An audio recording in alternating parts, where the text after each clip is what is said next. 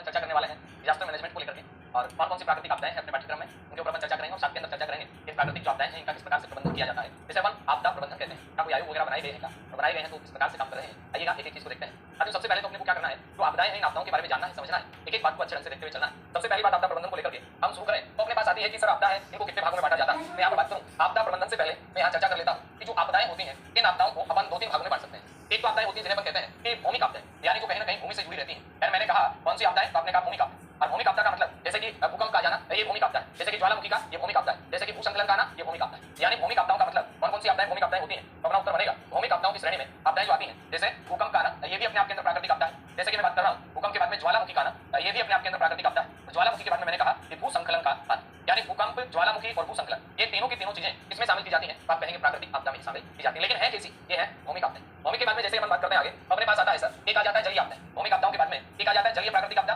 और जब बात जलीय की आती है तो कहीं को सोचने की बात है नहीं, आप आराम से बता सकते हैं कि बाढ़ का आना ये जलीय आपदा है। और बाढ़ के साथ आप कह सकते हैं कि सर सुनामी का आना ये भी अपने आप के अंदर कैसी आपदा है, जलीय आपदा। अब देखिएगा आगे बात आती है मौसम संबंधी आपदा, यानी मौसम से संबंधित कहीं ना कहीं जो आपदाएं हैं वो कौन कौन सी हैं, देखिएगा गौर कीजिएगा बातों के ऊपर। मौसम संबंधित आपदाओं में आप यूं कह सकते हैं कि सूखा की स्थिति बन जाए ये कहीं ना कहीं मौसम विज्ञान संबंधित है। चक्रवात की स्थिति बन जाए ये भी कहीं ना कहीं मौसम विज्ञान से संबंधित है। जैसे मैंने कहा कि बादल फटने की स्थिति ये भी मौसम विज्ञान से संबंधित है। जैसे कि मैंने कहा कि हिम अवपात की जो स्थिति है बर्फबारी जिसे अपन कहते हैं ये भी मौसम की स्थिति है। जैसे मैंने कहा कि तड़ित झंझा का चलना ये भी मौसम की स्थिति है। जैसे मैंने कहा कि शीतलहर का चलना ये भी मौसम की स्थिति है। और अभी आप देख पाएंगे जब गर्मियां आती हैं तो गर्मियों में लू चलती है ये भी आपदा ही है, बहुत ज्यादा चल जाए तो समस्या पैदा कर देती है। तो ये सारी आपदाएं, ये भी आपदाएं, ये भी आपदाएं, ये वाली भूमिक आपदाएं, ये वाली जलीय आपदाएं और ये वाली आपदाएं ये मौसम संबंधी आपदाएं। अब जरा करना अपने को यहाँ जिन 3 तत्वों की चर्चा करनी है आपको कौन कौन से हैं। एक तो अपन बात करेंगे भूसंकलन को लेकर के, छोटी सी बात है। एक अपन बात करेंगे बाढ़ को लेकर के और एक अपन बात करेंगे सूखा को लेकर के। प्रश्न तो पहला प्रश्न तो यही आ जाएगा ये निम्नलिखित में से कौन सा किससे संबंधित है, मौसम संबंधित है सूखा, बात करते हैं जल से संबंधित बाढ़ और बात करते हैं भूमिक संबंधित कौन सा भूसंकलन है। ठीक है अब जरा सुनना, ये तो होगी आपदाएं और इन आपदाओं का क्या करना, इन आपदाओं का प्रबंधन करना ये क्या कहलाएगा, आपदा प्रबंधन कहलाएगा। ये आपदाएं होगी और आपदाओं का क्या करना, आपदाओं का प्रबंधन करना ये क्या कहलाता है, आपदा प्रबंधन। और आपदा प्रबंधन को आप क्या कह सकते हैं, आप संकट प्रबंधन भी कह सकते हैं, डिजास्टर मैनेजमेंट कहें या फिर आप संकट प्रबंधन कहें, एक ही बात है। अब सुनिएगा अब ये संकट प्रबंधन या आपदा प्रबंधन किस लेवल पे होता है, किस प्रकार होता है, आइएगा एक एक अपन प्राकृतिक आपदा की चर्चा करते हुए और फिर उसके उपाय वगैरह की चर्चा भी करेंगे। आइएगा बढ़ते हैं आगे और करते हैं। देखिएगा साथियों सबसे पहले बात करते हैं बाढ़ की। बाढ़ और सूखा ये दोनों के दोनों जो नाम है ये कहीं ना कहीं जल से संबंधित चरम सीमाएं। बाढ़ का मतलब जल की अधिकता और सूखे का मतलब क्या, जल की कमी। हालांकि सूखा वो किससे संबंधित आ जाता है तो आप कहेंगे वो मौसम विज्ञान संबंधित में आ जाएगा। बाढ़ तो भारी बारिश से भी आ सकती है ये भी मौसम संबंधित है, लेकिन इसको अलग से एक डिपार्टमेंट बोले तो इसका वर्ग बना दिया। जल संबंधित आपदा है मुख्य रूप से एक बाढ़ और दूसरा सुना। अब बात यूं आती है साथियों कि बाढ़ का मतलब क्या, बाढ़ का मतलब है भाई अत्यधिक जल का आना ही बाढ़। अब किसमें आना, कोई भी नदी है उस नदी में उसकी अपवाह क्षमता से अधिक जल का आना और साथ में निचले क्षेत्रों का जलमग्न हो जाना और उनके जलमग्न हो जाने की स्थिति को आप क्या कहते हैं, बाढ़। भाई कोई भी नदी है उसकी कैपेसिटी तो होती है, उस नदी की कैपेसिटी के अनुसार उसमें क्या आना, तो आप कहेंगे नदी की कैपेसिटी या क्षमता के अनुसार उसमें क्या आना, पानी आना। तब तक तो ठीक है, लेकिन कैपेसिटी से ज्यादा आ जाए, जब क्षमता से ज्यादा आ जाए और ओवरफ्लो हो जाए और ओवरफ्लो होकर के वो क्या करे, अब वो निचले क्षेत्रों को जलमग्न कर दे तो उस वाली स्थिति को क्या कहते हैं, बाढ़ कहते हैं। क्या कहते हैं, बाढ़ कहते हैं। तो बाढ़ के डेफिनेशन के रूप में आप लिख सकते हैं बाढ़ क्या है, आप कहेंगे अत्यधिक वर्षा या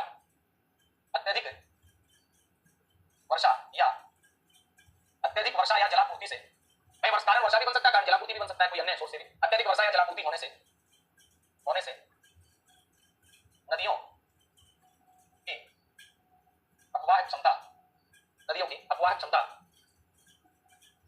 अधिक हो जाती है, नदियों की अपवाह क्षमता अधिक हो जाती है एवं निचले क्षेत्र जलमग्न हो जाते हैं और इसी स्थिति को आप क्या कहते हैं, बाढ़ कहते हैं। जलमग्न हो जाते हैं, इसी स्थिति को बाढ़ कहा जाता है। यानी इन क्षेत्रों का जलमग्न हो जाना और ये वाली जो स्थिति है इस वाली स्थिति को आप क्या कहते हैं, आप कहते हैं कि ऐसी जो स्थिति बनेगी उस स्थिति को क्या कहेंगे, बाढ़ कहेंगे। यानी हम बात ये कह सकते हैं कि बाढ़ क्या है, जलमग्न हो जाते हैं तो बाढ़ जल प्रवाह का आधिक्य। आप यूं भी अगर आप दूसरी लैंग्वेज में लिखना चाहें तो आप लिखेंगे जल प्रवाह का आधिक्य ही बाढ़। आप यूं मिल सकते। यानी अब इसके बाद में एक स्थिति और बन सकती है, एक लैंग्वेज और लिख सकते हैं आप, सामान्य स्थिति को छोड़कर, सामान्य स्थिति में जो नदी बहती है जल बहता है उस स्थिति को छोड़कर अपन यूं कहें जब जल अपनी सामान्य स्थिति को छोड़कर, यानी किसी भी लैंग्वेज में लिखा हुआ है तो आप तैयार हैं, सामान्य स्थिति को छोड़कर जल अपनी सामान्य स्थिति को छोड़कर प्राकृतिक किनारों या मानव निर्मित प्राकृतिक किनारे याद कीजिएगा हमने चर्चा की नदी द्वारा जो निक्षेपण से स्थलाकृतियां बनती हैं उनमें कहता है तटबंध, इन्हें लेविज कहते हैं। वो जो तटबंध है वो उनको तोड़ करके प्राकृतिक किनारों या मानव निर्मित किनारों को तोड़कर बहता है तथा निचले क्षेत्र को पानी से भर देता है। तथा निचले क्षेत्र को क्या कर देता है, तो आपका उत्तर आ जाएगा निचले क्षेत्र को पानी पानी से भर देता है और ऐसी जो स्थिति बनती है उस स्थिति को आप क्या कहते हैं? आपका जवाब बनेगा ऐसी जो स्थिति बनेगी उसे आप बाढ़ कहेंगे। क्या कहेंगे? उसे आप बाढ़ कहेंगे। ठीक बात। अब इससे क्या होगा? इससे निचले क्षेत्र में पानी भर जाएगा और क्या हो सकता है? आप यूं कह सकते हैं कि जल स्तर बढ़ जाएगा और क्या हो सकता है? आबादी क्षेत्र वह कृषि भूमि भू क्षेत्र में आ जाएगी। ये बात आपको याद रख लेनी है कि आबादी क्षेत्र और जो कृषि भूमि है वो भी किसमें आ जाएंगे? उद्भव क्षेत्र में आ जाएंगे। कौन सी स्थिति की बात कर रहे हैं? कि जब जल अपनी सामान्य स्थिति को छोड़कर, यानी जल जो है जब ये अपनी सामान्य स्थिति को छोड़कर प्राकृतिक किनारों या मानव निर्मित किनारों को तोड़कर बहता है तथा निचले क्षेत्र को पानी से भर देता है, ऐसी जब स्थिति बनती है उस स्थिति में क्या कहते हैं? जल स्तर बढ़ जाएगा, निचले किनारे जलमग्न हो जाएंगे, निचली भूमि और आबादी क्षेत्र कृषि भूमि है उद्भव क्षेत्र में आ जाएगी। ऐसी वाली जो स्थिति बनती है उस स्थिति को आप क्या कहते हैं? बाढ़। अब जानते सब है बाढ़ क्या? सब जानते हैं कि पानी का अधिक हो जाना, बिखर जाना बाढ़ है, लेकिन इसको टेक्निकल लैंग्वेज में कैसे पिरोया जाए ये अपने को थोड़ा नहीं पता। इसी के लिए मैंने भाषाएं लिखी है जो अपनी समझ के लिए जरूरी है। लिखिएगा इनको, आगे बढ़ते हैं। अब देखिएगा साथियों, इसके बाद में जैसे आगे बात करते हैं ये तो होगी। अब बाढ़ के कारण तो वैसे कई हो सकते हैं, प्राकृतिक कारण भी हो सकते हैं, मानव निर्मित कारण भी हो सकते हैं, लेकिन मैं यहाँ बात कर रहा हूँ कि बाढ़ के कारण, यहाँ पे पहली बात लिख दी कि बाढ़ के जो कारण है वो क्या क्या हो सकते हैं। बाढ़ के कई सारे कारण हो सकते हैं और उन कारणों में पहला कारण होता है मौसम विज्ञान संबंधी का। पहला कारण मैंने कहा कि मौसम विज्ञान संबंधी कारण कई हो सकते हैं, जैसे मैंने कहा मौसम विज्ञान संबंधी। और मौसम विज्ञान संबंधी कारणों में नंबर 1 पे जो कारण है ये भारी वर्षा। वर्षा अधिक होगी, या फिर आप यूं भी कह सकते हैं ना, इसी लैंग्वेज को आप क्या लिख सकते हैं? अतिवृष्टि लिख सकते हैं, यानी भारी वर्षा या फिर अतिवृष्टि। इसके बाद में नेक्स्ट आप क्या लिख सकते हैं? चक्रवात भी क्या है? आप कहेंगे ये भी बाढ़ का कारण है। चक्रवात जब आते हैं उसमें कटिबंधीय चक्रवात तो ये तूफानी रूप के अंदर बारिश करवा देते हैं, बाढ़ का कारण बन जाती है। उसके बाद में नेक्स्ट आप क्या लिख सकते हैं? हिमपात, ये भी मौसम विज्ञान संबंधी कारण है। इसके बाद आप क्या लिख सकते हैं? बादलों का फटना, ये भी मौसम विज्ञान संबंधी कारण है। यानी ये सारे के सारे कारण क्या है? आप कहेंगे मौसम विज्ञान संबंधी कारण। इसके बाद में दूसरे नंबर पे हम कह सकते हैं भू आकृति विज्ञान का। भू आकृति विज्ञान यानी जियोमोर्फोलॉजी किस प्रकार से बाढ़ के लिए कारण बन जाती है। अब जियोमोर्फोलॉजी में पहला जो कारण होता है ये तो होता है नदी का वृत्त अपवाह चित्र। कोई नदी उसका वृत्त अपवाह चित्र जल की मात्रा ज्यादा हो जाती है, कई बार उसके मार्ग में विचलन हो जाए तो बाढ़ आ जाए। उसके बाद बात करते हैं नदी मार्ग का हल्का व निम्न ढाल, ये भी कारण है। उसके बाद में एक विशेष बात, अपर्याप्त अपवाह व्यवस्था का विकसित होना। अब आप कहेंगे अपर्याप्त अपवाह का विकसित होना मतलब, हालांकि भारत में अगर देखा जाए तो मुख्य रूप से बाढ़ इसी वाले कारण से आती है, भारत में भारी वर्षा से मुख्य रूप से बाढ़। लेकिन अपर्याप्त अपवाह व्यवस्था का विकसित होना मतलब क्या? बाड़मेर के अंदर बाढ़ आ गई, बाड़मेर में बाढ़ आने का मतलब भारी बारिश नहीं थी, तो फिर बाड़मेर में बाढ़ आने का कारण था कि जल निकासी की व्यवस्था नहीं है, पानी तो कोई ज्यादा नहीं है। पंजाब हरियाणा के मैदान में बाढ़ आ जाती है, उसका कारण कोई ये थोड़ी ना कि वहां पर बहुत ज्यादा बारिश हो जाती है, बहुत ज्यादा नदियों में चला जाता है, सब कुछ नहीं। वहां पर जो पानी आ जाता है उस पानी के बहने के लिए सिस्टम नहीं है, प्रकृति ने वहां ऐसा नहीं बनाया। गंगा नदी का क्षेत्र है तो वहां पर पर्याप्त अपवाह व्यवस्था विकसित है। गंगा नदी में कितना पानी रहता है, उतना पानी अगर अपने राजस्थान में वही नदी लाके छोड़ दी जाए वर्तमान स्ट्रक्चर के ऊपर, बात नहीं कर रहा बने हुए स्ट्रक्चर की बात नहीं कर रहा कि जिधर से गंगा निकलती है, वर्तमान जो स्ट्रक्चर अपना राजस्थान का है उसमें गंगा का अगर 20% पानी मिला दिया जाए निश्चित रूप से राजस्थान का पूरा भाग भू क्षेत्र में आ जाएगा। क्यों आ जाएगा? क्योंकि राजस्थान के अंदर वो अपवाह का पैटर्न डेवलपमेंट नहीं है। ये भी कई बार समस्या बन जाता है बाढ़ के लिए, अपर्याप्त अपवाह व्यवस्था का पाया जाना। तटीय मैदानों में इस टाइप की बाढ़ें आ जाती हैं और अपने राजस्थान में, घग्गर के मैदान में, पंजाब में, हरियाणा में लगभग जो बाढ़ें आती है वो इस आकृति विज्ञान कारण के रूप में। इसके बाद में नंबर 3 पे हम बात कर सकते हैं मानव निर्मित कारण। अब आप कहेंगे मानव निर्मित कारण में कौन कौन सी चीजें आती है? बता। अगर बात करते हैं मानव निर्मित कारणों की तो याद रखिएगा, ध्यान रखिएगा, नंबर 1 पे जो मानव निर्मित कारण उनमें क्या आता है? आप कहेंगे नगरीकरण। नंबर 1 पे हमने बात की कि नगरीकरण है, ये मानव निर्मित कारणों के अंदर आ जाता है। आएगा नगरीकरण बढ़ेगा तो सारी चीजें इससे लिंक होती हुई चली जाएगी। नंबर 2 पे आप पढ़ेंगे मानव निर्मित में जनसंख्या जवाब। नंबर 3 आप कहेंगे वनोन्मूलन, ये भी मानव निर्मित है, बच्चों की कटाई बाढ़ का कारण तो बनेगी। नंबर 4 बात आप कह सकते हैं वन क्षेत्र व चारागाह है, वन क्षेत्र व चारागाह भूमि पर अतिक्रमण। वन क्षेत्र व चारागाह भूमि पर क्या करना? आप कहेंगे अतिक्रमण करना, ये भी मानव निर्मित कारण। उसके बाद आप कहेंगे 5 नंबर अवैधानिक फसल चक्र अपनाना, ये भी इसका कारण हो सकता है। उसके बाद में 6 नंबर पे आप कहेंगे बांध व तटबंध का टूट जाना। बनाया किसने? बांध मानव ने बनाया, टूट गए तो होगी गड़बड़। उसके बाद नेक्स्ट कारण हो सकता है नदी पेटे में घर का बनाना।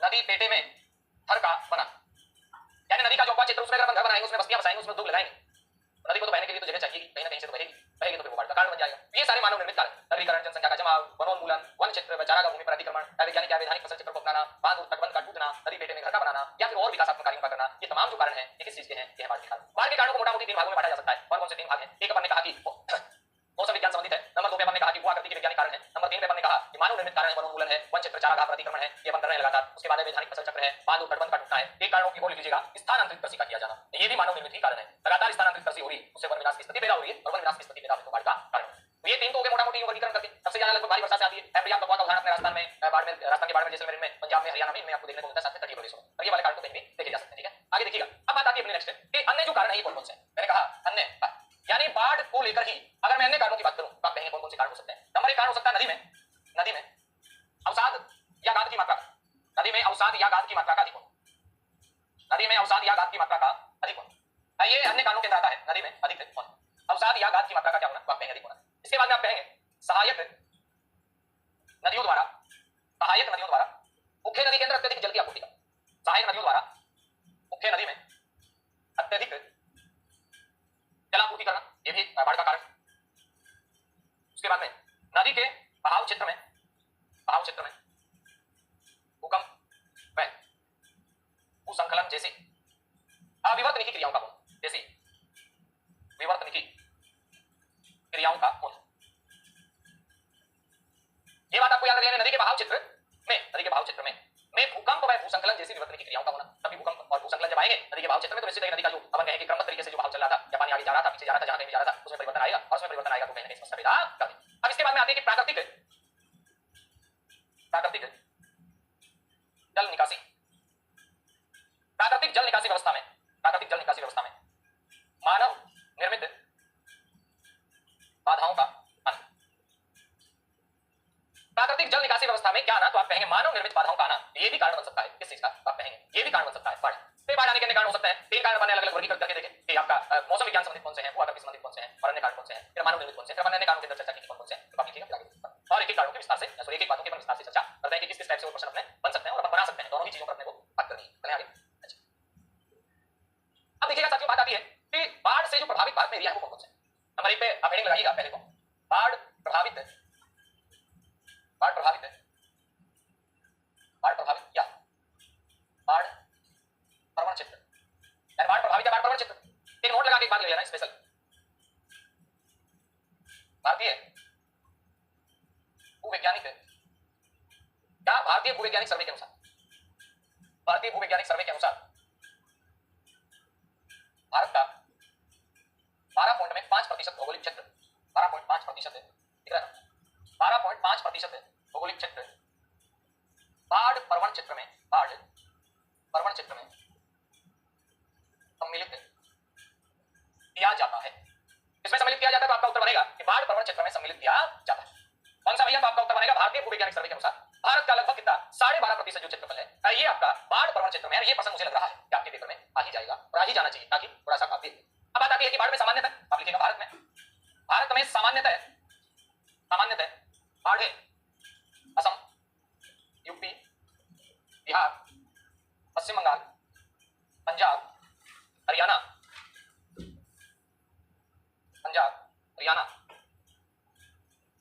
आंध्र प्रदेश, तमिलनाडु, गुजरात, केरल, झारखंड में आती रहती,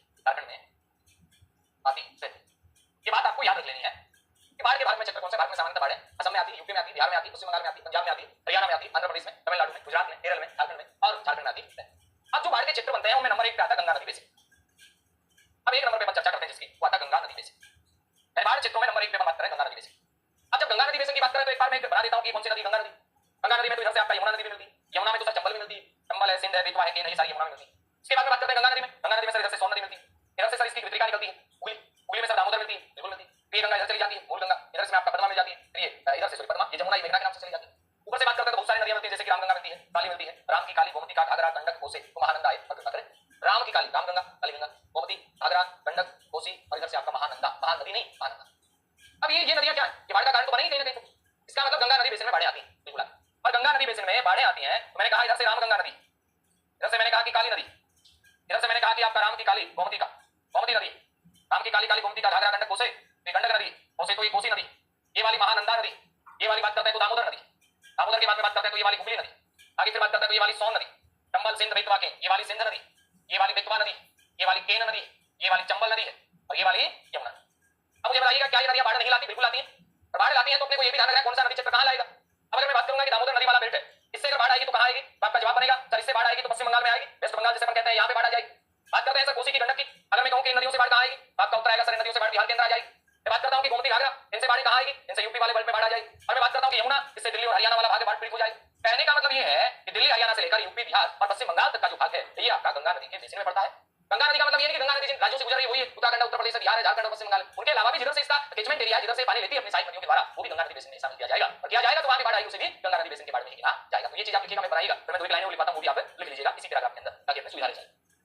तो ये गंगा नदी बेसिन, गंगा नदी बेसिन में बाढ़ आती है। गर्मियों के अंदर बारिश के कारण आती है, बसंत के अंदर बर्फ पिघलने के कारण आती है, ये भी ध्यान रखो। यानी ग्रीष्म ऋतु में जो बाढ़ आती है यहां मैं लिख देता हूं, ये तो आती है अधिक बारिश के कारण, अधिक वर्षा के कारण। और अगर मैं पूछूं कि बसंत में बाढ़ आए वो किसके कारण आएगी? वो बर्फ पिघलने के कारण, बर्फ पिघलने के कारण। याद रखिएगा गर्मियों में अधिक वर्षा, बसंत में बर्फ पिघलने के कारण, ये आपका पूरा का पूरा गंगा नदी का है। इसमें आप लिख सकते हैं, इसको पॉइंट के रूप में लिख सकते हैं कि यमुना नदी से दिल्ली और हरियाणा में आती है, गंडक घाघरा इनसे यूपी में आती है, यूपी में भी स्पेशल पूर्वी यूपी वाले भाग में। इसके बाद गंडक है, कोसी है, इनसे बिहार में आती है, आपका दामोदर है, हुगली है, ठीक है, गंगा में आती है। और कई बार जब ये पश्चिम बंगाल जो है ना ये तटीय क्षेत्र पे कई बार इधर से जब ज्वारी लहरें आती हैं, केवल ज्वारी लहरें तो भी यहाँ बाढ़ आ जाती है, तो गंगा नदी बेसिन के एरिया आपको याद रखना है। इधर से एक नदी उड़ाती है नेपाल की बागमती जिसे कहते हैं, उससे बिहार में बाढ़ आती है। इसमें पूर्वी यूपी में, यानी यूपी के कौन से भाग में? पूर्वी यूपी वाले भाग में बाढ़ है। चले आगे। अब बात आती है इसमें स्पेशल आप लिखना बिहार के गंगा नदी बेसिन में, बिहार के भाग में बाढ़ की वार्षिक क्रिया है। यानी यहाँ पर ऐसा नहीं कि कई सालों से बाढ़ आई, आदत बढ़ गई लोगों को, हर साल ही आनी तो आनी, क्या चिंता करें। और स्पेशल कौन से बिहार में? बिहार। इसके बाद लिखिएगा पश्चिम बंगाल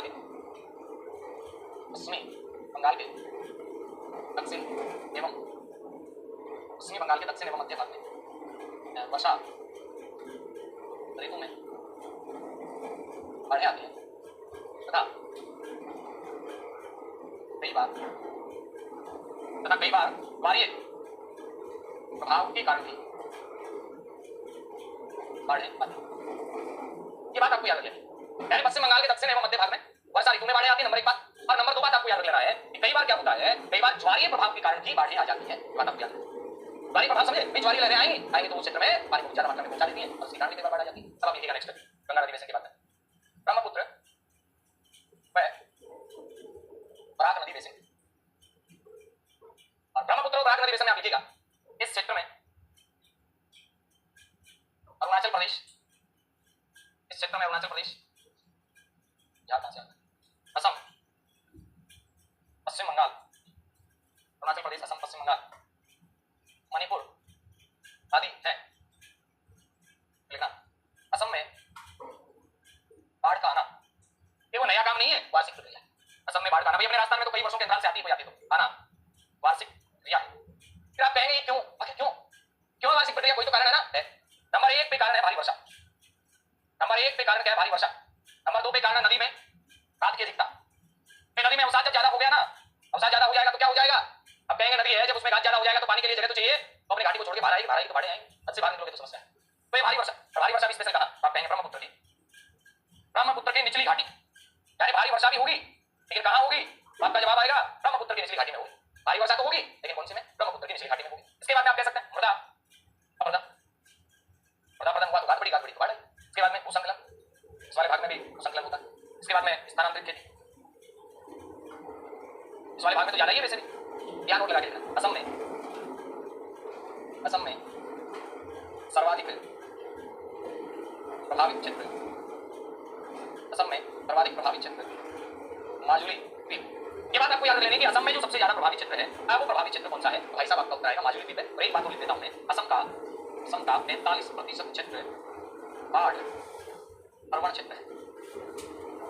उसके बाद में बात करते हैं, चलो ठीक है ये तो हो गए ब्रह्मपुत्र नदी बेसिन के, इसके बाद आगे होगी इनको आप लिखिएगा एक बार, आगे बढ़ते हैं। चलिए छोटी चीजें हैं।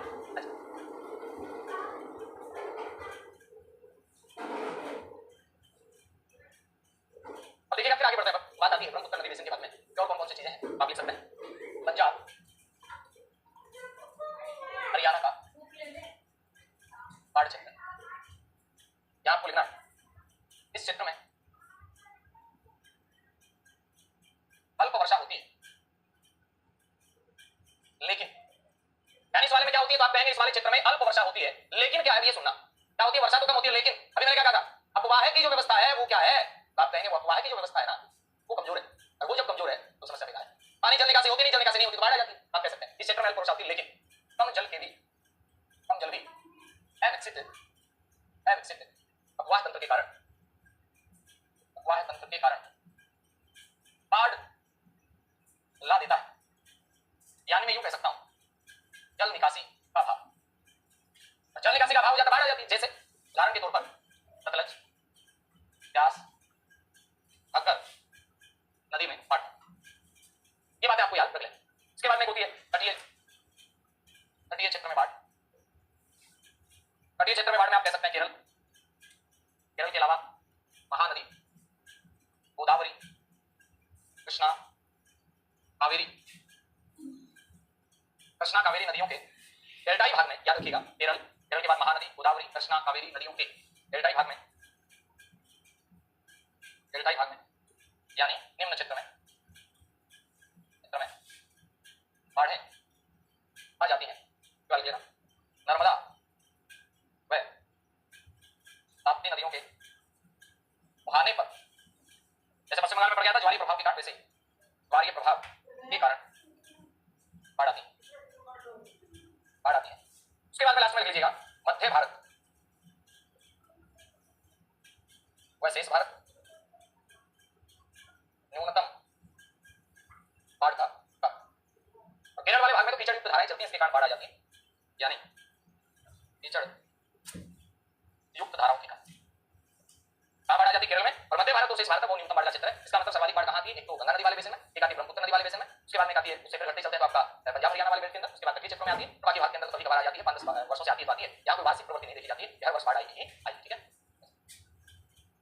देखिएगा इनको,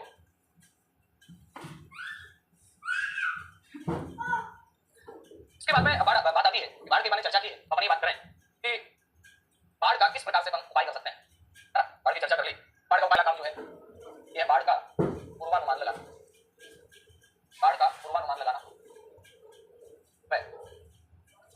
केंद्रों की स्थापना, यानी बाढ़ का पूर्वानुमान लगाया जा सके, इसके लिए बाढ़ पूर्वानुमान केंद्र जो है ना, इन केंद्रों की आप स्थापना करो, तब जाके आप बाढ़ से बच सकते हैं। पता चल जाए तो लोगों को तो कम से कम सुरक्षित पहुंचा दो। और ये जो बाढ़ पूर्वानुमान केंद्र शुरुआत में कब थे, वर्तमान में 200 के लगभग बाढ़ पूर्वानुमान केंद्र है जो कार्यरत है। इसके बाद ये चला का प्रोजेक्ट आप कहेंगे 1958 से घटाने शुरू कर दिया। उसके बाद नंबर दूसरी बात, नदी वाहे को घटाना, यानी नदी घाटी का विकास कुछ इस प्रकार किया जाए कि नदी को ये नहीं लगे, जैसे अहम होता है ना कई बार लोगों को, वहम कहते हैं क्या, नदी को वहम हो जाता है, होती छोटी नदी लेकिन उसमें पानी ज्यादा रहेगा तो वो बाढ़ का कारण बन जाती है। वाहे को घटाना, अब वहां क्षेत्र को नदी घाटी को थोड़ा बढ़ा देना, कृत्रिम कारणों से बढ़ा सकते हैं, कृत्रिम उपायों से भी, उसके वाहे को बढ़ा देंगे तो नदी आराम से चलती रहेगी बिना कोई दिक्कत पैदा किए, तो वाहे को बढ़ाया जा सकता है। उसके बाद में बांध एवं जलाशयों का निर्माण करना, बांध एवं जलाशयों का निर्माण करना, ठीक है। उसके बाद में नंबर 4, बाढ़ स्तर पर नियंत्रण स्थापित करना। उसके बाद में तटबंधों का निर्माण करना, कोई भी नदी है तो उसके दोनों तरफ तटबंधों का निर्माण कर दिया जाए, उससे कि अगर जल थोड़ा बहुत बढ़ भी जाए कोई दिक्कत पैदा नहीं, तटबंधों का निर्माण करना। उसके बाद में और क्या उपाय किया जा सकता है, वृक्षारोपण किया जाए तथा वन कटाई पर रोक। उसके बाद में और क्या किया जा सकता है, बाढ़ मैदानों के अतिक्रमण को रोका जाए। उसके बाद में नदियों का तलकर्षण किया जाए। ये इतने काम करेंगे तब जाके क्या हो सकता है, तो अपन कहेंगे तब जाके कहीं ना कहीं अपन यूं कहेंगे बाढ़ से रुक सकते हैं। ये तो एक मोटा मोटी उपाय है, बाकी तो बहुत सारे। नदी तल का कर्षण मतलब नदी में गाद भर जाती है तो गाद वगैरह बाहर निकालना, लगातार नदी को अपनी समुचित व्यवस्था में नदी बहती रहे ऐसी स्थिति प्रदान करना, यानी नदी की तली से कचरे वगैरह को निकालते रहना, ये क्या कहलाता है, नदी तल का कर्षण कहलाता है। तो नदी तल का कर्षण किया जाए, बाढ़ मैदान के अतिक्रमण को रोका जाए, बाढ़ मैदान में अतिक्रमण हो जाएंगे, लगातार अतिक्रमण हो जाएंगे तो बस्ती क्षेत्र में जाएगा, पानी तो जाएगा, बाढ़ का कारण बनेगा। तो वृक्षारोपण किया जाए, वन कटाई को रोक लगाया जाए, तटबंधों का निर्माण किया जाए, बाढ़ स्तर पर नियंत्रण किया जाए, बांध जलाशयों का निर्माण किया जाए, नदी वाह को घटाया जाए, बाढ़ का पूर्वानुमान लगाया जाए और पूर्वानुमान केंद्रों की स्थापना की जाए। और पूर्वानुमान केंद्र काम भी कर रहे हैं, भारत के अंदर लगभग 200 पूर्वानुमान केंद्र काम कर रहे हैं। यहाँ से मुझे लगता है कि प्रश्न बन सकता है 1958 से शुरू बाढ़ पूर्वानुमान केंद्र हो गए। इसके बाद आगे बात आती है साथियों कि प्रश्न बने आपका सीधा सा कि हमारे भारत के अंदर राष्ट्रीय बाढ़ आयोग की स्थापना कब की गई, 1976 में। तो आप लिखिएगा राष्ट्रीय बाढ़ आयोग की स्थापना ये कब की जाती है, 1976 में। उसके बाद में प्रश्न बनता है एक और प्रोग्राम लिखिएगा, राष्ट्रीय बाढ़ नियंत्रण कार्यक्रम, ये याद रखिएगा 1953 में शुरू किया। ये बाढ़ से संबंधित अपने दो कार्यक्रम और हैं। ये प्राकृतिक आपदा में हमने बाढ़ की चर्चा की। अब आइएगा बाढ़ के बाद में चर्चा करते हैं सूखा की। सूखा किसे कहते हैं? बाढ़ से संबंधित ये लंबी चौड़ा है नहीं कोई, अपन साथ इसको पूरा कवर कर लेते हैं। साथियों बात आती है सूखा। बाढ़ जैसे ये जल अधिकता की चरम अवस्था है, सूखा जल कमी की चरम अवस्था, यानी जल की नितांत कमी का होना है सूखा। अब सूखे के डेफिनेशन में क्या लिखेंगे? जल की नितांत कमी का होना, जल की नितांत कमी का होना ही सूखा है। और जल की नितांत कमी का कारण क्या हो सकता है? तो ये कारण क्या हो सकता है तो मैं कह सकता हूं ये कारण हो सकता है अपर्याप्त वर्षा नहीं हो। उसके बाद मैंने कहा अधिक वाष्पीकरण, ये भी कारण हो सकता है। फिर मैंने कहा भूजल का दोहन, ये भी कारण हो सकता है। भूजल का क्या किया जाए? दोहन किया जाए, तो ये भी कारण हो सकता है। और सामान्यतः अगर मैं बात करता हूं कि अपना भारतीय मौसम विज्ञान विभाग कहता है, भारतीय मौसम विज्ञान विभाग के अनुसार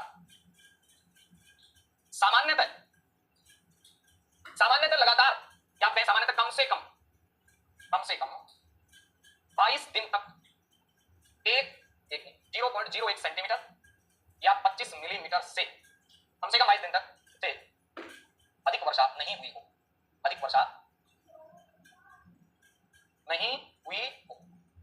ये याद कर लेना, सीधा प्रश्न आ सकता है कि कदरों के रूप में आ सकता है, क्योंकि स्पेशल अपने जब टॉपिक नहीं रखा है तो प्रश्न तो कहीं ना कहीं से पूछेगा। 22 दिन तक 0.01 सेंटीमीटर या फिर अपन कहते हैं 25 सेंटीमीटर से अधिक वर्षा नहीं हुई हो, उस वाली स्थिति को लिखिए। अब लिखिएगा नेक्स्ट मौसम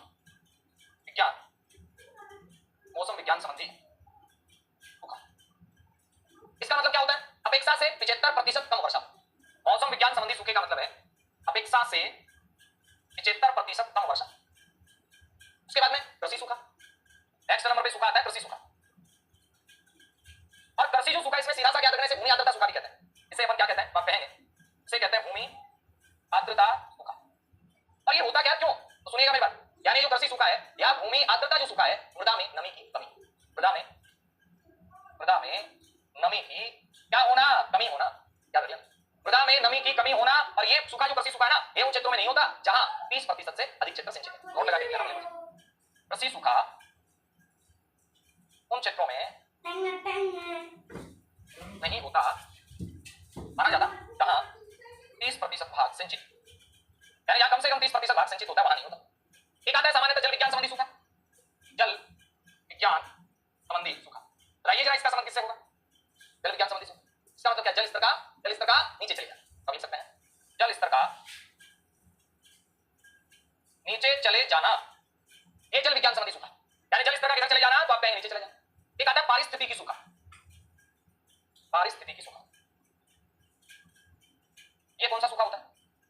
ये सूखे का वो प्रकार है जिसमें जल की कमी होगी तो प्रकृति में उत्पादकता की कमी होगी तो परिस्थिति तंत्र पूरा ही गड़बड़ा जाएगा। आप कह सकते हैं जल की कमी से उत्पादकता की कमी, जल की कमी और जल की कमी से उत्पादकता की कमी से पूरा का पूरा इकोसिस्टम ही गड़बड़ा जाएगा। उसे कहते हैं पारिस्थितिकी सूखा। मौसम विज्ञान संबंधी सूखा, वर्षा कम हो अपेक्षा से 75% कम। कृषि सूखा, मृदा में नमी की कमी रह जाए। बात आएगी जल विज्ञान संबंधी सूखा, बारिश हो रही है उसके बावजूद जल स्तर नीचे जा रहा है। पारिस्थितिकी सूखा, जल की कमी से उत्पादकता की कमी का आना, उत्पादकता की कमी से सारी समस्याओं का आ जाना, ये जल विज्ञान संबंधी सूखा। देखिए और भी बात। अब साथियों इसके बाद जैसे आप आगे बढ़ेंगे तो अपने पास बात आई सूखे को लेकर। क्या देखिए कि सूखे के कारण क्या है? मैं आपसे पूछूं सूखा एक कारण, नंबर 1 पे कारण है मरुस्थलीकरण। नंबर 1 पे कौन सा कारण है? आपका होता है मरुस्थलीकरण। नंबर 2 पे जो कारण है वो है वृष्टि छाया प्रदेशों का होना। तो यहाँ आपको वापस से क्लाइमेट में जाना पड़ेगा। राजस्थान में अरावली का पश्चिमी वाली भाग सूखा है, वृष्टि छाया प्रदेश में। महाराष्ट्र वगैरह कर्नाटक के आंतरिक भाग ये धातु के पठार वगैरह ये सूखे हैं, ये भी वृष्टि छाया प्रदेश में, वृष्टि छाया प्रदेशों का होना। इसके बाद में भारत की मानसून पर निर्भरता, भारत की मानसून पर निर्भरता, यानी भारत की किस पर निर्भरता होना? तो आप कहेंगे मानसून पर निर्भरता होना। ये भी क्या है? तो आप कहेंगे सूखे का कारण। अगली बात मानसून की अस्पष्टता, मानसून की अस्पष्टता का होना या अनिश्चितता कह दो, एक ही बात है। उसके बाद आप क्या कहेंगे? अत्यधिक जनसंख्या का होना। आप कहेंगे सर इससे क्या हुआ? जनसंख्या होगी तभी तो जल की आपूर्ति ज्यादा करनी पड़ेगी, जल की आपूर्ति ज्यादा होगी तो जल का दोहन ज्यादा होगा, जल का दोहन ज्यादा होगा तो खाएगा जाएगा। अत्यधिक जनसंख्या का होना और साथ में आप कह सकते हैं अत्यधिक जल दोहन। ये सारे के सारे किस चीज के कारण है? सूखा के कारण। अब ये दो चीजें आती है, सूखा क्षेत्र, सूखा क्षेत्र अलग अलग डेफिनेशन इन दोनों की। सूखा क्षेत्र वह क्षेत्र जहां 50 सेंटीमीटर से कम वर्षा हो तथा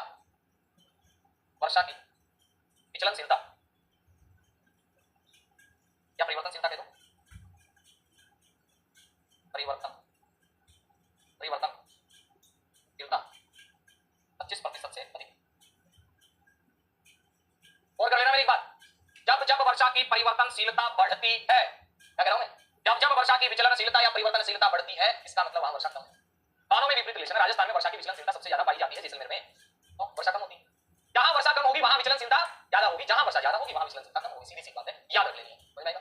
विचलनशीलता परिवर्तनशीलता का क्या होना, 25% से अधिक होना, उसे आप क्या कहते हैं, उसे आप सूखा क्षेत्र कहते हैं। एग्जांपल के तौर पर आप क्या ले सकते हैं, पश्चिमी राजस्थान, गुजरात का, गुजरात में कच्छ क्षेत्र, कच्छ के साथ आप कह सकते हैं सौराष्ट्र।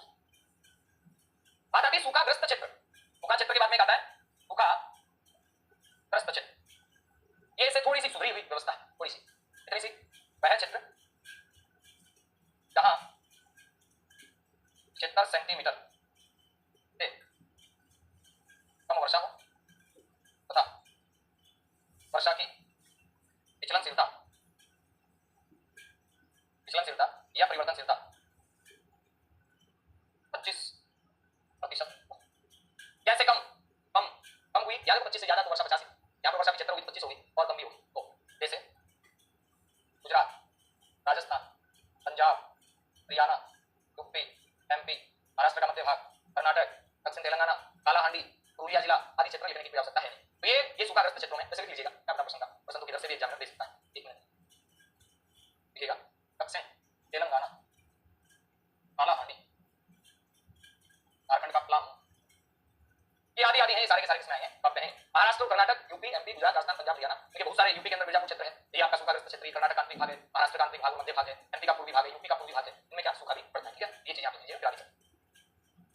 देखिएगा एक बार, सूखा क्षेत्र और सूखा क्षेत्र के बाद में सूखाग्रस्त क्षेत्र, इन दोनों में फर्क रखिएगा। सूखा क्षेत्र और साथ में सूखाग्रस्त क्षेत्र, पलामू है, कालाहांडी है, दक्षिण तेलंगाना है, चंपारण है, चंपारण लिख लीजिएगा, इन क्षेत्रों लिख लीजिएगा, बिहार का चंपारण।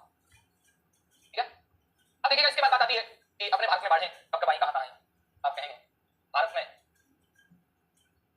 बाढ़ के वर्ष कब कब बाढ़ें आई हैं भारत में अपने। नंबर एक पे आप लिख सकते हैं 1965-66 में महाराष्ट्र में बाढ़ आई थी, क्या लिखिएगा, 1966-67 में बिहार में बाढ़ आई थी, 1991-97 में कालाहांडी बोले तो उड़ीसा का क्षेत्र है, मैं लिख देता हूं।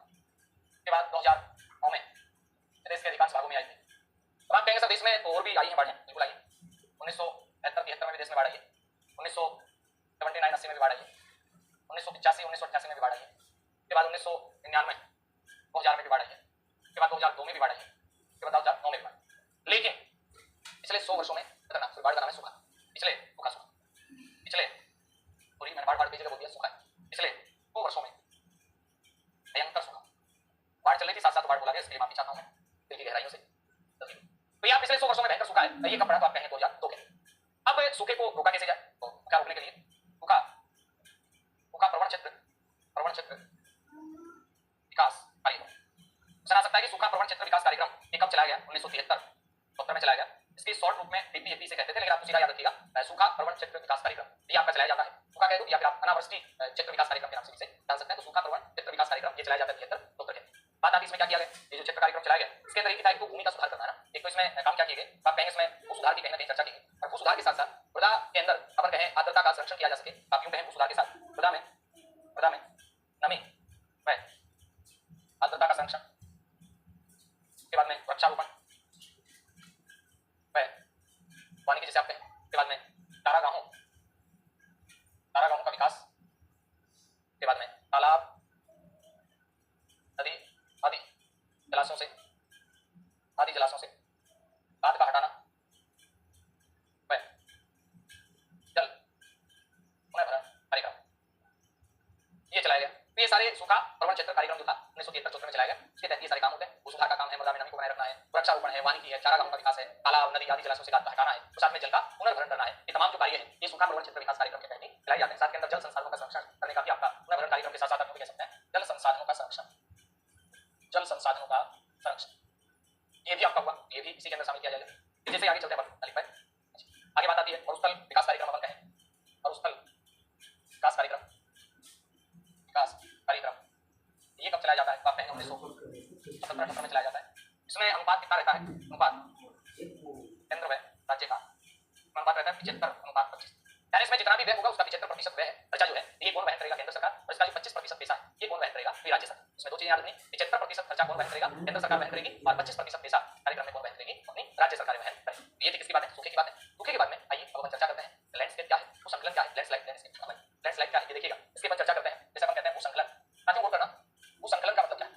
भूसंकलन अपने आप के अंदर एक अपन यूं कहें पदार्थों के स्थानांतरण की प्रोसेस प्रक्रिया, यानी सेल खंडों के, चट्टानों के, पूरण के या पत्थर के रूप में उनके स्थानांतरण की जो प्रक्रिया है उस प्रक्रिया को आप भूसंकलन कहते हैं। यानी पहाड़ों से बड़ी बड़ी चट्टानों के रूप में उनका वहां से खिसक जाना, चाहे वो उनका मिट्टी के रूप में वहां से खिसक जाना, चाहे वो आपका सीधा लुढ़क करके आ जाना, चाहे मिट्टी के रूप में सर्पण करते हुए आ जाना, चाहे लगातार धीरे धीरे उनका नीचे आ जाना, अरे भैया किसी भी प्रकार से अगर वो आ रहे हैं तो भूसंकलन के ही प्रकार है। भूसंकलन क्या है? भूसंकलन बेसिक रूप में पदार्थों के स्थानांतरण की प्रक्रिया है, जिसे हम भूसंकलन कहते हैं। और भारत में जो भूसंकलन है, या मैं कहूं कि अत्यधिक भूसंकलन जो क्षेत्र भारत के अंदर है, अब वो आपका कौन सा है? आपका जवाब बनेगा भारत में जो अत्यधिक भूसंकलन क्षेत्र है ये हिमालय क्षेत्र मुख्य रूप से जाना जाता है। हिमालय के साथ साथ आप अंडमान निकोबार के अंदर भी जहां भारी वर्षा के क्षेत्र वहां देख सकते हैं, उसी के साथ आप जो अपना वेस्टर्न घाट है, पश्चिमी घाट है, वहां भूसंकलन को देख सकते हैं जहां भारी वर्षा होती है। इसके अलावा अपने भूसंकलन की क्रिया जो है या आप देख सकते हैं नीलगिरी की पहाड़ियों में जहां भारी वर्षा होती है, यानी वर्षा भारी होती है तो वहां और एक दूसरा वहां पर जहां भी प्लेट है वो टकरा रही है, जैसा कि हिमालय क्षेत्र में अपन पढ़ते हैं न्यूज़पेपर वगैरह में उत्तराखंड में मलबे के नीचे दबने से 5 की मौत, फलाना ढिमका जो भी पढ़ते हैं। तो ये क्यों पढ़ते हैं? वहां क्यों होता है? अपने राजस्थान के मैदान में तो ऐसा कहीं नहीं होता, राजस्थान में होता है लेकिन कहां? अरावली की जो घाटियां हैं, दर्रे हैं, उनमें कई बार देखने को मिल जाता है। अभी जैसे मैं कल परसों एक बार पढ़ रहा था, वहां गया नेपाल के अंदर एक चट्टान के नीचे दबने से मजदूर की मौत, तो चट्टान का नीचे गिर जाना, खिसक जाना, ये भूसंकलन का एक प्रकार है। ठीक है, तो चट्टानों के स्थानांतरण की प्रक्रिया को आप भूसंकलन कहते हैं।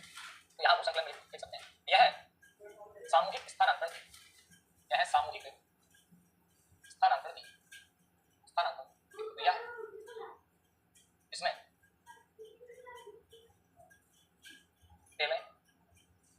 तेल चूर्ण पृथ्वी के गुरुत्व के कारण ढालों से नीचे उतरते हैं। इन्हें आप क्या कहते हैं? उतरते हैं या सरकते हैं? आपको भी सामने सरकते पड़ा है, इसे ही आप भूसंकलन कहते हैं। और इसमें ये कोई काम छोटे मोटे स्तर पर नहीं होता है, आप कह सकते हैं वृहद स्तर पर मृदा सर्पण, तेल स्थानांतरण, पहाड़ियों का टूटना,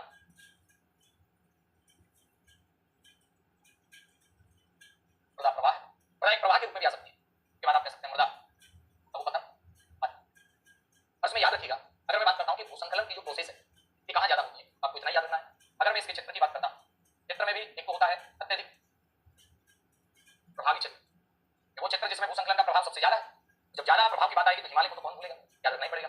आप कहिएगा हिमालय, और हिमालय के साथ याद रखिएगा अंडमान निकोबार, अंडमान निकोबार, अंडमान निकोबार के साथ याद रखिएगा पश्चिमी घाट, के साथ याद रखिएगा नीलगिरी, उत्तर पूर्वी भारत, भारत के अधिक वर्षा वाले प्रदेश, ये तो अत्यधिक, अत्यधिक के बाद में मध्यम प्रभाव वाले क्षेत्र। तो मध्यम प्रभाव वाले क्षेत्रों की बात आती है पूरे के पूरे हिमालय राज्य, असम को छोड़कर उत्तर पूर्वी भारत, असम के अलावा उत्तर पूर्वी भारत, ये मध्यम क्षेत्र है। और इसके बाद में न्यून प्रभाव वाला क्षेत्र जो आता है, न्यून प्रभाव वाला क्षेत्र, इसमें आपको याद रखना है शेष भारत। भूसंकलन से ये चार बातें आपको याद रखनी है। भूसंकलन क्या है? एक सामूहिक स्थानांतरण की वो प्रक्रिया जिसमें सेल है, सेल जोड़ है, ये पृथ्वी के गुरुत्व के कारण ढालों से नीचे उतरते हैं, सरकते हैं। वृहद स्तर पर मृदा का सर्पण होता है, तेल का स्थानांतरण होता है, पहाड़ियों का टूटना होता है, मृदा का प्रवाह होता है, मृदा का अवपतन होता है। ये काम कहां देखने को मिलता है? हिमालय क्षेत्र में, अंडमान निकोबार में, पश्चिमी घाट में, नीलगिरी में, उत्तर पूर्वी भारत के अधिक वर्षा वाले क्षेत्रों में, मध्यम प्रभाव हिमालय राज्य सारे के सारे, और असम के अलावा पूरा का पूरा उत्तर पूर्वी भारत, निम्न के अंदर तो फिर आपका पूरा भारत आ जाएगा, शेष भारत जितना भी बच रहा है। ठीक है, लिखिएगा इनको, देखिएगा एक मिनट देखिए। हाँ जी सुनिए, अब इसके बाद में अब हम बात करते हैं कि अपने देश के अंदर आपदाएं हैं तीन प्रकार की। आपदाओं का मैनेजमेंट करने के लिए कोई ना कोई आयुक्त होगा, राष्ट्रीय आपदा प्रबंधन प्राधिकरण होगा, भारत का एक संवैधानिक निकाय। और ये जो राष्ट्रीय आपदा प्रबंधन प्राधिकरण भारत का संवैधानिक निकाय, इसकी स्थापना कब की जाती है? 2006 के अंदर। आप लिखिएगा राष्ट्रीय आपदा प्रबंधन प्राधिकरण। आपको याद रखना राष्ट्रीय आपदा प्रबंधन जो प्राधिकरण है, ये प्राधिकरण इसकी स्थापना कब की जाती है? आप कहेंगे अधिनियम 2005 के तहत, अधिनियम 2005 के तहत 2006 में स्थापना। याद रखना है आपदा के क्षेत्र में सिर्फ संवैधानिक निकाय है। इस क्षेत्र में आप कहेंगे आपदा के क्षेत्र में सिर्फ संवैधानिक निकाय है, और इस निकाय की सिर्फ संवैधानिक निकाय है। तो याद रख लेना इस निकाय की जो अध्यक्षता है ये कौन करता है? आप कहेंगे इसकी अध्यक्षता प्रधानमंत्री करते हैं। इसकी अध्यक्षता कौन करते हैं? प्रधानमंत्री करते हैं। मैं टोटल प्रधानमंत्री के अलावा कितने मेंबर होते हैं? इसमें 9 मेंबर होते हैं, आपको याद। इसके बाद एक आता है राष्ट्रीय आपदा प्रबंधन योजना। ये भारत में कब लागू की गई? लिखिएगा राष्ट्रीय आपदा प्रबंधन योजना, राष्ट्रीय आपदा प्रबंधन योजना, ये आप याद रख लीजिएगा 2016 में, 1 जून 2016। और जब जब ये राष्ट्रीय आपदा प्रबंधन योजना लागू की उस टाइम 2015 से लेकर 2030 तक में अपन ने सस्टेनेबल डेवलपमेंट गोल्स की चर्चा की थी, एसडीजी की चर्चा की थी। इसी टाइम याद रखना है एक 2015 से 2030 के 2015 से 2030 के लिए एक फ्रेमवर्क जारी किया जाता है जिसे आप कहते हैं सेंडई फ्रेमवर्क। अब मेरा जहां तक अनुमान है, पर्सन हो सकता है एग्जामिनर यहीं से बना ले, सेंडई फ्रेमवर्क का संबंध किससे है। सेंडई फ्रेमवर्क का सीधा सा संबंध आपदा प्रबंधन को लेकर के किए जाने वाले विचारों से है, किए जाने वाले उपायों से है, किए जाने वाली तकनीकों से है कि आप क्या क्या आपदा प्रबंधन को करने के लिए करने वाले हैं, कि आपदा को प्रबंधित आप किस प्रकार से कर सकते हैं, उन सबके लिए जो फ्रेमवर्क जारी किया गया है वो आपका सेंडई फ्रेमवर्क। पहली बात आती है आपदा और जोखिम को समझना, यानी सेंडई जो फ्रेमवर्क है इसके जो मोटी इसकी बातें हैं उन बातों में आप कहिएगा। सबसे पहली बात आती है आपदा या जोखिम को समझना, यानी सेंडई फ्रेमवर्क हमें 4 चीजें सिखाता है, 4 नहीं तो 3 मान लो 5 मान लो, बहुत सारी चीजें सिखाता है, लेकिन मुख्य बातें बता रहा हूं मैं। आपदा और जोखिम को आपको समझना है, उसके बाद में उसके प्रबंधन पर विचार करना है। आपदा के प्रबंधन पर विचार समझना है, विचार करना है। उसके बाद आपदा न्यूनीकरण हेतु निवेश करना है, आपको ऐसी जगह इन्वेस्टमेंट करना है कि उससे आपदा का क्या हो, न्यूनीकरण। और उसके बाद आपको आपदा से निपटने की तैयारी को बढ़ाना है, आपदा से निपटने की तैयारी को बढ़ाना है, आपदा से निपटने की तैयारी को बढ़ाना, ये काम आपको करना है ना। आपदा से निपटने की तैयारी को बढ़ाना है, पुनर्वास बहाली की व्यवस्था करनी है। अगर कोई मान लेते हैं कोई आपदा ऐसी आ गई जिसमें लोग बेघर हो गए हैं, लोगों के पास कुछ बचा नहीं है, तो उनकी पुनर्वास किया जाए, उनकी बहाली की व्यवस्था करें। ये सारी बातें हैं जिसमें बताई गई सेंडई फ्रेमवर्क में बताई गई। जारी कब किया गया 2015 के अंदर, जैसे ही अपन 16 की बात करें राष्ट्रीय आपदा प्रबंधन योजना बनाई जाती है उस टाइम ये फ्रेमवर्क जारी किया जाता है और उसमें 2015 से 30 तक के लिए बहुत सारे विचार रखे जाते हैं। उन विचारों में से इन 4-5 बिंदुओं पर ज्यादा फोकस किया जाता है कि हमें ये काम करना ही करना चाहिए। आपदा प्रबंधन की जब भी चर्चा होती है, जब भी जिक्र होता है, आपदा का प्रबंधन 3 प्रकार से किया जा सकता है, एक आपदा आने से पहले, एक आपदा के समय और एक आपदा के बाद। तो ये 3 इसकी स्टेज बनती है। आप कहेंगे आपदा प्रबंधन की 3 अवस्थाएं, ये 3 अवस्थाएं कौन कौन सी हो सकती हैं। 1 नंबर अवस्था हो सकती है आपदा से पहले, 2 नंबर हो सकती है आपदा के समय, और 3 नंबर हो सकती है आपदा के बाद। यानी आपदा तो आगे, लेकिन आपदा के बाद में भी आप कुछ करें। उसके बाद में बात आती है अगर केंद्र स्तर पर आपदा का अध्यक्ष होता है वो कौन होता है। आपने कहा केंद्र की बात करेंगे तो केंद्र के ऊपर आपदा का अध्यक्ष होता है आपदा प्राधिकरण का प्रधानमंत्री। और अगर मैं राज्य पर बात करता हूँ इसका उत्तरदायित्व किसके पास होगा, तो आप कहेंगे राज्य स्तर पर बात करेंगे तो मुख्यमंत्री का होगा। अगर मैं बात करता हूँ जिला स्तर पर इसका उत्तरदायित्व किसके पास होगा, जिला स्तर पर इसका उत्तरदायित्व जिला प्रमुख के पास। ये सारे के सारे अपन कह सकते हैं आपदा प्रबंधन का दायित्व, ये 3 पदों पर बैठे हुए लोगों के पास रहेगा। के बाद आप लिखिएगा राष्ट्रीय आपदा के लिए एक विशेष पोस्ट बनाई गई है, ठीक है, तो ये भी आपको याद रखना कब बनाएगी, तो आप कहेंगे 2006 के अंदर। लिखिएगा राष्ट्रीय आपदा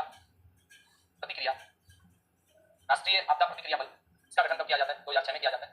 के बाद राष्ट्रीय आपदा प्रबंधन नीति, इतनी बातें हैं और तो कुछ बची नहीं है। राष्ट्रीय आपदा प्रबंधन जो नीति है ये 2009 के अंदर जारी की जाती है। इतनी बातें आपको याद रख लेंगे। राष्ट्रीय आपदा प्रतिक्रिया बल एक पोस्ट काम करती है, पीछे लिखवानी चाहिए डेट क्रम के हिसाब से, तो आगे लीजिएगा राष्ट्रीय आपदा प्रतिक्रिया बल ये 2006 में काम करे। जब भी कोई आपदा आई तब राष्ट्रीय आपदा प्रबंधन नीति